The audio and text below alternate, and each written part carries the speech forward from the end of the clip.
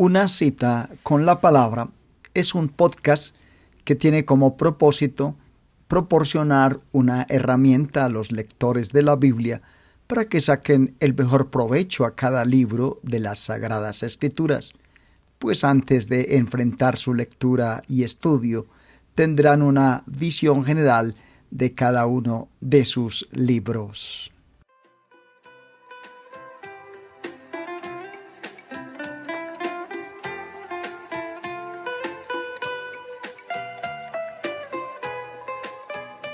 Bienvenidos a nuestro podcast, una visión final del trasfondo histórico del Nuevo Testamento.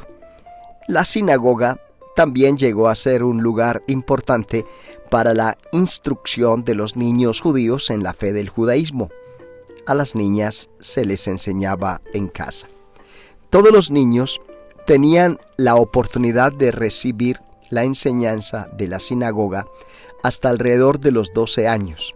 En tiempos de Cristo, la sinagoga tenía un importante papel en la vida del judío medio. Aunque el templo entonces estaba en pie, la sinagoga tenía el puesto central en la vida del judío medio, en su estudio de las Escrituras y en su adoración a Dios.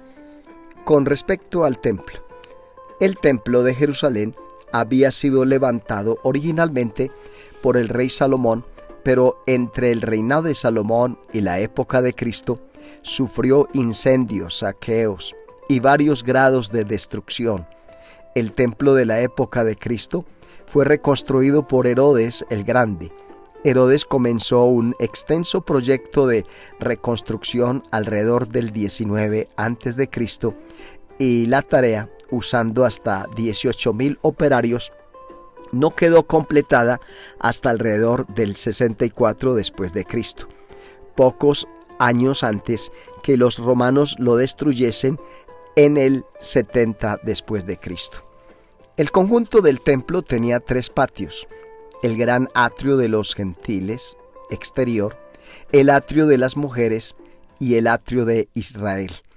A los gentiles se les admitía en el atrio de los gentiles, pero les estaba prohibido, bajo pena de muerte, entrar en los 2 atrios interiores.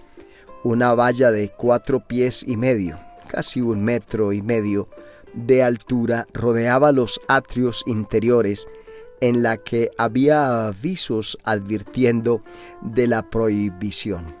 Las mujeres israelitas podían entrar en el área del atrio interior, pero no podían pasar del atrio de las mujeres al atrio de Israel. Solo los varones israelitas podían entrar en el atrio de Israel y solo los sacerdotes podían entrar en el templo mismo. Al santuario del templo se accedía subiendo 12 peldaños. Dentro del templo mismo, la disposición era como la del tabernáculo del Antiguo Testamento, el lugar santo. En este templo tenía unos 60 pies, unos 18 metros de largo, y el lugar santísimo medía unos 30 pies cuadrados, unos 6 metros. La casa del templo resplandecía recubierta de oro.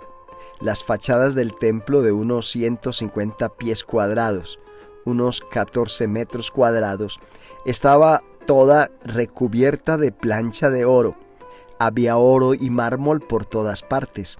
Incluso se pusieron picas de oro sobre el tejado para mantener las aves alejadas del templo.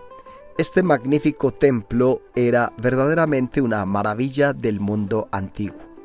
Los romanos permitían a los judíos tener su propia fuerza de policía para guardar el área del templo.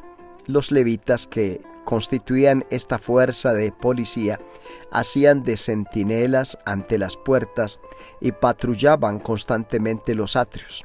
Debían asegurar que ninguna persona no autorizada penetrase donde estuviese prohibido. Esto sería un duro trabajo en los días festivos, cuando decenas de millares se apiñaban en el área del templo. Se estima que el conjunto del templo podía contener a más de 200,000 personas a la vez. El templo era el centro focal de la religión y del culto judíos. Era allí que se hacían los sacrificios cruentos y que se celebraba las fiestas de los judíos. Los pórticos que rodeaban el área del templo eran lugares donde a diario se sentaban los rabíes y enseñaban a sus seguidores. Jesús y más adelante los apóstoles enseñaron en las áreas porticadas del templo.